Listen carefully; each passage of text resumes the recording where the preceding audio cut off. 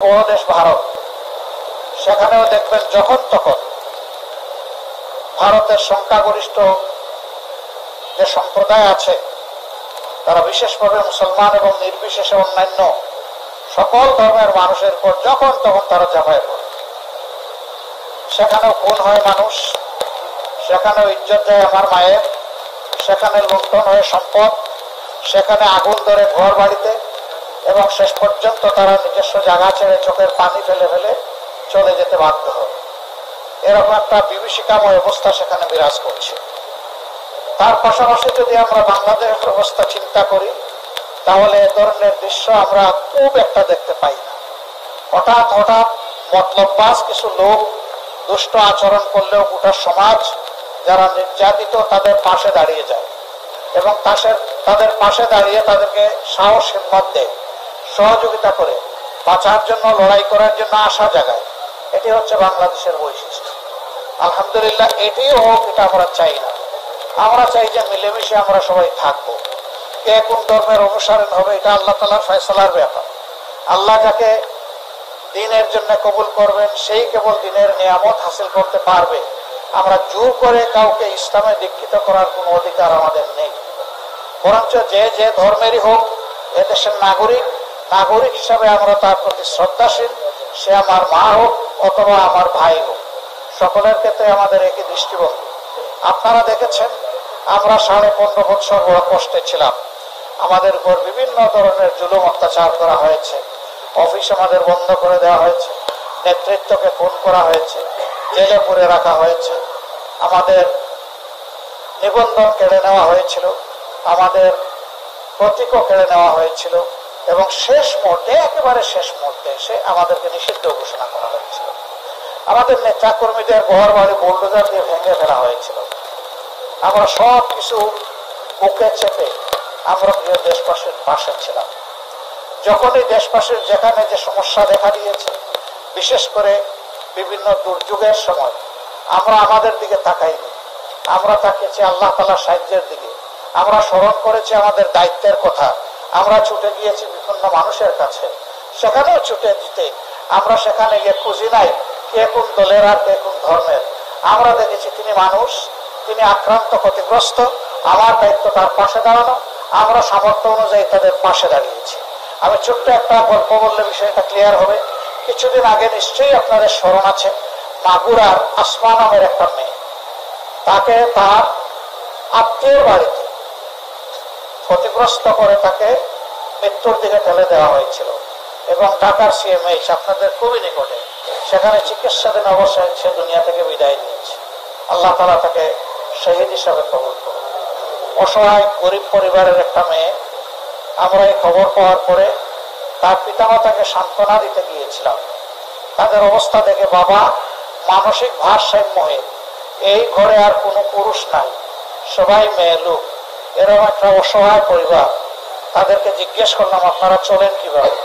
তারা যা বললো তার দোস্তর মতো, বিস্মিত হওয়ার মতো, খুবই কঠিন অবস্থায় তারা চলে। আলহামদুলিল্লাহ, এই মানুষগুলা যাতে সম্মানের সাথে বসবাস করতে পারে, আল্লাহর পর ভরসা করে জামাতে ইসলামী এই পরিবারের দায়িত্ব নিয়েছে এবং ইতিমধ্যে তাদের পুনর্বাসনের পদক্ষেপ গ্রহণ করেছে। এটা আরো সামনে আগাবে ইনশাআল্লাহ। আমরা চাই তারাও সম্মানের সাথে এই সমাজে বসবাস করুক। তাদের একটি মেয়ে সম্মান হারিয়ে দুনিয়া থেকে নির্মমভাবে মাসুম মেয়েটি বিদায় নিয়েছে। এই পরিবার যেন সেই কষ্টটা কিছুটা হলে এই চিন্তা করে ভাবতে পারে বা ওই কষ্ট ভুলে যেতে পারে যে না, মানুষ মানুষের পাশে দাঁড়ায়। আমরা মাগুরা থেকে ফিরছি, আধা রাস্তায় আসার পরে শুনলাম যে একই ধরনের আরেকটা করুণ ঘটনা ঘটেছে বরগুনা সদর। হিন্দু পরিবারের একটা মেয়ে, বয়স 10.5 বছর। এই মেয়েটা প্রায় সমান, কাছাকাছি। সেই মেয়েটাকে তার ইজ্জত নষ্ট করা হয়েছে। তারই পাড়ার, তারই ধর্মের, তাদের ভাষায় উচ্চবর্ণের কিছু লম্পট তাকে ক্ষতিগ্রস্ত করেছে। বাবা এর প্রতিকার চেয়ে থানায় মামলা দিয়েছে। কেন অভিজাতদের বিরুদ্ধে মামলা দিল? এই অপরাধে তার বাবাকে দিনের বেলা কুপিয়ে ওই লম্পটরা খুন করে ফেলেছে। এটাও খুব খারাপ লাগলো। পরের দিন চেষ্টা করলাম বরগুনা যাওয়ার, সেই পরিবারের দুয়ারে হাজিরা দেওয়ার। সেখানেও গিয়ে দেখি যিনি মারা গিয়েছেন ভদ্রলোক, তার মা আছেন যার বয়স আমার অনুমান 90 বছরের কাছাকাছি হবে, অত্যন্ত বয়স্কা মহিলা। তার স্ত্রী ঠিক বয়সটা হয়তো মধ্যবয়সী হবেন, কারণ বড় মেয়ে যার ইজ্জত নষ্ট করা হয়েছে তারই তো বয়স মাত্র 10.5-11 বছর। এরপরে একটা মেয়ে আছে 4.5 বছরের, আর কুলে একটা মেয়ে আছে 2.5 মাসের। এই পরিবারে আর কোন পুরুষ নাই, ওই পরিবারের মতো। আমি জিজ্ঞেস করলাম যিনি নিহত হয়েছেন, খুন হয়েছেন, কি করতেন? তারা বললেন যে তিনি মুরগের যে দোকান আছে সেখানে একজন কর্মচারী হিসেবে কাজ করতেন। আমি অনুমান করতে পারলাম বরগুনার মতো জায়গায় তিনি কত বেতন পেতে পারেন। আমি জিজ্ঞেস করলাম আর কি কোনো বিকল্প উপার্জনের ব্যবস্থা ছিল আপনাদের? বললে না বাবা, আমাদের আর কিছু ছিল না। কষ্ট পেলাম।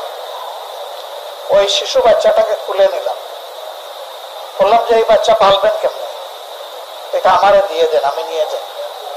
বললো আপনি নিয়ে গেলে আমি স্বস্তি বোধ করবো, আপনি নিয়ে যান, আপনাকে দিয়ে দিলাম।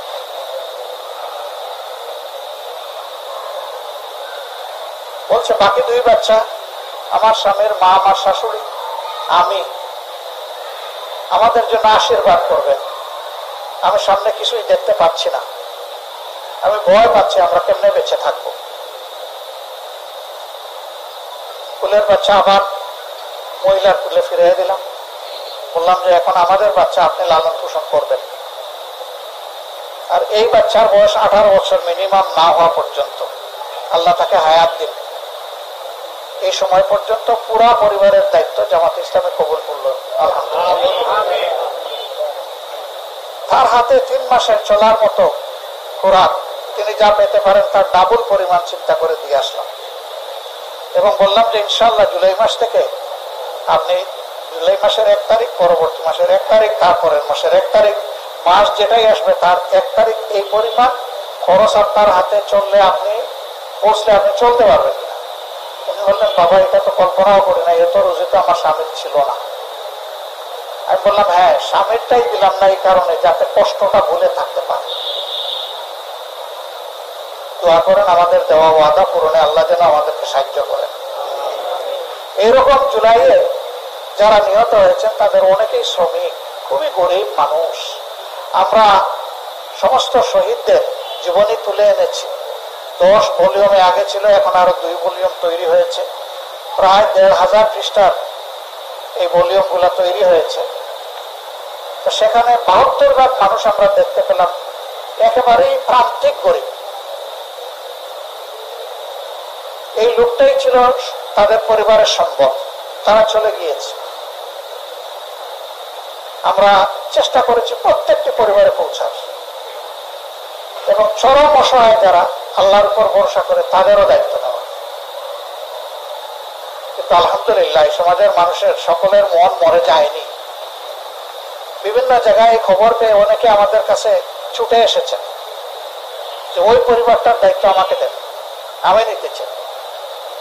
আপনি নিতে চান? আলহামদুলিল্লাহ, আল্লাহর জন্য আপনাকে দিয়ে দিলাম। এই ঢাকার নারায়ণগঞ্জের সাইনবোর্ডে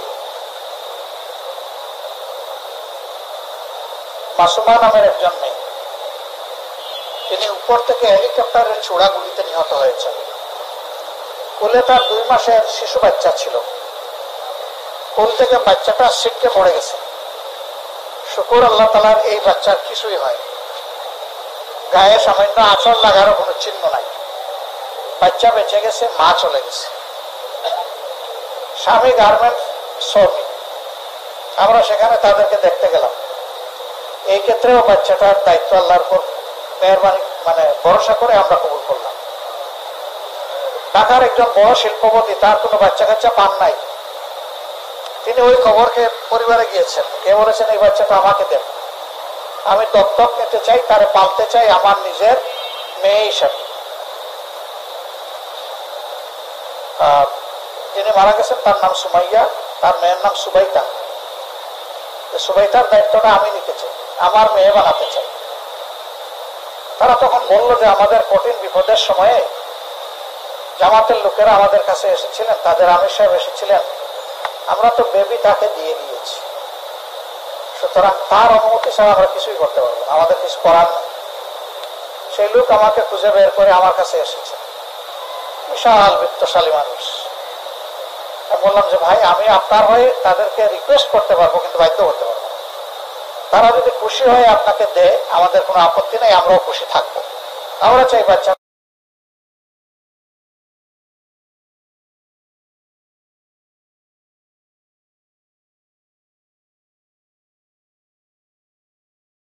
খুলে থাকুক, সেটাই আমরা চাই।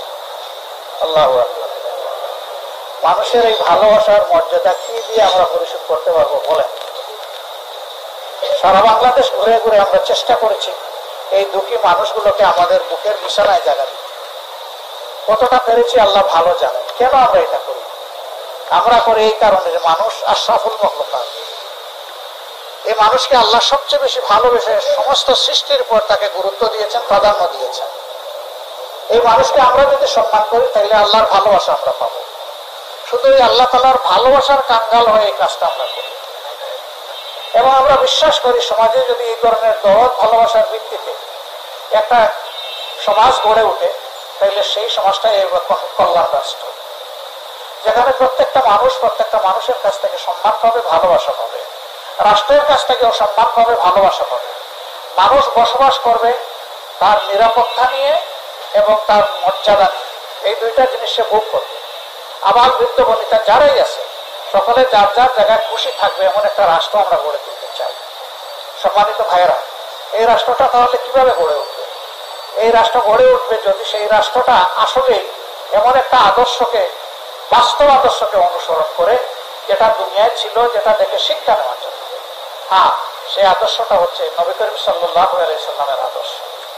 তিনি তার জীবনের শেষ প্রান্তে গিয়ে বলেছেন, ও জগৎবাসী, তোমরা জেনে রাখো, তোমাদেরকে এমন একটি যুগ, এমন একটি শাসন ব্যবস্থা, এমন একটি মডেল আদর্শ আজকে উপহার দিয়ে যাচ্ছে, যেখানে ইয়েমেনের সানা থেকে মরক্কোর 1000 মাইল পর্যন্ত 3500 মাইল রাস্তা একজন যুবতী মহিলা একা চলাফেরা করবে, সফর করবে, কিন্তু আল্লাহ ছাড়া আর কাউকে তার ভয় করার কোনো প্রয়োজন হবে না। আল্লাহু আকবার। এর নাম নিরাপত্তা, এর নাম ইজ্জতের গ্যারান্টি, এর নাম জীবনের গ্যারান্টি, এর নাম সম্পদের গ্যারান্টি। আমরা ওই সমাজ হুবহু পাবো না, কিন্তু ওই সমাজের আদর্শ অনুসরণ করে একটি ছায়া সমাজ, খেলাফত আলা মিনহাজুন নবুয়া, আমরা এই বাংলাদেশে দেখার জন্য বড় আগ্রহী। এবং এটা সম্ভব শুধুমাত্র আল্লাহর দেওয়া সার্বজনীন কোরআনের ভিত্তিতে। যদি একটা দেশ এবং রাষ্ট্র গড়ে ওঠে, তাহলেই কেবল সম্ভব। আমার আগে জনাব অধ্যাপক মুজিবুর রহমান সাহেব সেই কথাটা খুব চমৎকার ভাবে বলেছেন যে বাংলাদেশ বা একটা রাষ্ট্র যেখান থেকে নিয়ন্ত্রণ হয়, ওখানেই সত্যিকারের প্রতিনিধি পাঠাতে হবে ইনশাআল্লাহ। আমরা আপনাদেরকে নিশ্চয়তা দিচ্ছি, আল্লাহ তাআলা যদি বাংলাদেশ জামাতে ইসলামী এবং অন্যান্য ইসলামী দলের যারা প্রতিনিধি থাকবেন, তাদেরকে যদি এই দেশ সেবার জন্য, মানুষের খেদমতের জন্য কবুল করেন, তাহলে ইনশাআল্লাহ আমরা শাসক হব না, শোষক হব না, আমরা ইনশাআল্লাহ সেবক হব। শপথ নেওয়ার দিন আমাদের যে সম্পদ থাকবে, 5 বছরের মেয়াদ শেষে সেই সম্পদ বাড়বে না, সেই সম্পদ কমবে। শুধু রাষ্ট্রের টাকায় ভালো কাজ করা যায় না, নিজেরও পরিশ্রমের টাকা থেকে কিছু ভালো কাজ করা উচিত। আমাদের জনপ্রতিনিধিরা সেই কাজ করবেন ইনশাআল্লাহ। আমরা চেষ্টা করব দেশটাকে পরিপূর্ণভাবে দুর্নীতিমুক্ত করতে। কেন ইসলামী দলগুলোকে বাছাই করে নেবেন? দেখেন, এই 5 তারিখের পরে, দেশে পরিবর্তন আসার পরে কোথাও কি দেখেছেন বা শুনেছেন যে ইসলামী দলের কেউ চাঁদাবাজিতে লিপ্ত হয়েছে? কোথাও যে কোনো জায়গা দখল করে তারা সেখানে কর্তৃত্ব কায়েম করেছে? কারো বাসায় গিয়ে অবৈধ সাইনবোর্ড লাগিয়েছে? লাগায় নাই। কারো মায়ের উপর, বোনের উপর তারা হাত তুলেছে, চোখ তুলেছে, খবর পেয়েছেন? নাই। কেন নাই? কারণ এই আল্লাহওয়ালা লোকগুলা কোরআনকে অন্তরে ধারণ করে এবং আল্লাহকে ভয় করে। তারা বিশ্বাস করে আমার কলমের জোরে, আমার গায়ের জোরে, আমার অর্থের জোরে আমি যদি কারো উপর জুলুম করি, দুনিয়া কেউ দেখুক না দেখুক, আমার আল্লাহ আমাকে দেখছেন। এবং এই ব্যাপারে আল্লাহর দরবারে আমাকে বিচারের মুখোমুখি হতে হবে, সেই বিচারে কোনো অবৈধ প্রভাব কেউ খাটাতে পারবে না। তার বিচার সম্পূর্ণ বাস্তব, সত্যনিষ্ঠ, নিরপেক্ষ, পূর্ণাঙ্গ।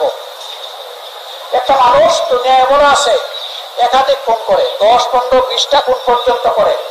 আপনি খুনের শাস্তি ফাঁসি কয়বার সমস্যা আপনি তাকে ফাঁসি দিবেন? একবারের বেশি পারবেন না। কিন্তু আল্লাহর দরবারে সেই শাস্তি আছে। আল্লাহ একটা ফাঁসির জন্য যে শাস্তি কাউকে দিবেন, 10টা ফাঁসি যদি করে তাইলে তার 10 গুণ দেওয়ার এখতিয়ার আল্লাহ তাআলারই ক্ষমতা আছে, কোনো মানুষের নাই। এই ভয় যখন একটা মানুষের অন্তরে থাকবে, তখন মানুষের জীবন, সম্পদ এবং ইজ্জত এই লোকদের হাতে নিরাপদ হয়ে যাবে ইনশাআল্লাহ। গত 10 মাস তার প্রমাণ। এত মুসলিম আমরা, তারপরে আমাদের কর্মীরা ছাতাবাজি করে না, দখল বাণিজ্য করে না, মানুষকে ভয় দেখায় না, গায়ের জোরে কোথাও কোনো বাড়াবাড়ি করে না। হ্যাঁ, 2-1 জায়গায় সামান্য ব্যতিক্রম হয়েছে। পান থেকে সামান্য চুন ঝরে পড়েছে, আমরা গলার চেপে ধরেছি। আমরা কাউকে হাতে করি নাই, ঠিক মতো তাকে আমরা আমাদের শাস্তির আওতায় এনেছি। এরপরে কোথাও কোথাও আমরা আইন শৃঙ্খলা বাহিনীর হাতে তুলে দিয়েছি। এরপরে তার পক্ষে আমাদের কথা শুনে ওখানে গিয়েছে, তার পক্ষে আবার আইনি লড়াই করে তার বেরো করে নিয়ে এসেছে। কারণ সে যেহেতু আমার আনুগত্য করেছে, কথা শুনেছে, এখন অপরাধে তার বিচার হবে, বেল সে পেতেই পারে। কিন্তু তাই বলে তার পক্ষে অবৈধভাবে গিয়ে দাঁড়ায় যে আমার কর্মী নিষ্পাপ, নিরপরাধ, অপরাধীকে নিরপরাধ সার্টিফিকেট দেওয়ার এই দায়িত্ব জামাত ইসলামী নেয় না। তার ঠিক উল্টা চিত্র দেখি কারো কারো ব্যাপারে। আপনাদের এখানে অবশ্য খুব ভালো এলাকা, এখানে কোনো চাঁদাবাজি নেই। এখানে চাঁদাবাজি আছে? ওরে বাবা, তাই তো দেখি সারা বাংলাদেশেই আছে। দোয়া করে এমন একটা শাসন যেন আল্লাহ তাআলা আমাদের হাতে দেন, যে শাসন দেশ যারা চালাবেন তারা নিজে চাঁদাবাজি করবেন না, আর যারা চাঁদাবাজি করে তাদের হালাল রুজির ব্যবস্থা করে দিবেন, যাতে তাদের চাঁদাবাজির প্রয়োজন না হয়। তাদের তো বাঁচতে হবে না। আমরা ইনশাআল্লাহ তাদেরকে সম্মানজনক জায়গা করে দিব ইনশাআল্লাহ। এর আগ পর্যন্ত আমাদের আল্লাহ যা সম্পদ দিয়েছেন ভাগাভাগি করে খাবো, আর হাত ধরে বলবো ভাই তুই চাঁদাবাজি করিস না। যদি আমাদের কথা শুনিস তাহলে তুই আমার ভাই, আর যদি না শুনিস তাইলে ভাই আমি তোর সামনে দাঁড়িয়ে যাবো, তোকে চাঁদাবাজি করতে দেব না। ব্যবসায়ীরা অতিষ্ঠ, বলে আগে 1 গাঁটে দিলে হয়তো এখন 5 গাঁটে দেওয়া লাগে। ডিগ্রি আগের চেয়ে বেড়ে গেছে। আমরা ব্যবসায়ীদেরকে বলেছি আপনারা আপনাদের দায়িত্ব পালন করেন, আল্লাহ সুযোগ দিলে আমরা ইনশাআল্লাহ আমাদের দায়িত্ব পালন করব। সেই বৈষম্যহীন বাংলাদেশটাই ছিল আমাদের তরুণ সমাজের দাবি। ওই ওয়ান জাস্টিস, এই স্লোগান নিয়ে তারা রাস্তায় নেমে এসেছিলেন। এই আপনাদের আশেপাশে অনেকে শহীদ হয়েছে। আমরা তাদের রক্তের প্রতি সম্মান দেখাতে চাই, বেঈমানি করতে পারবো না। এই জন্য আমরা প্রতিশ্রুতিবদ্ধ। আজকে এই যে কথা বলতে পারছি, আমাদের এই সোনার সন্তানদের অবদান। যারা দুনিয়া থেকে চলে গেছে তাদের মূল্যবান জীবন দিয়ে। সুতরাং মহান আল্লাহর কাছে সাহায্য চাই আমাদের এই যুবক এবং তরুণ সমাজে, শান্তিকামী দেশবাসী মনের যে প্রত্যাশা, একটা সুখ শান্তির সমাজ, একটা বৈষম্যহীন, একটা মর্যাদাপূর্ণ সমাজ, একটা নিরাপদ সমাজ, একটা মানবিক সমাজ আল্লাহ যেন আমাদেরকে গড়ার তৌফিক দান করেন।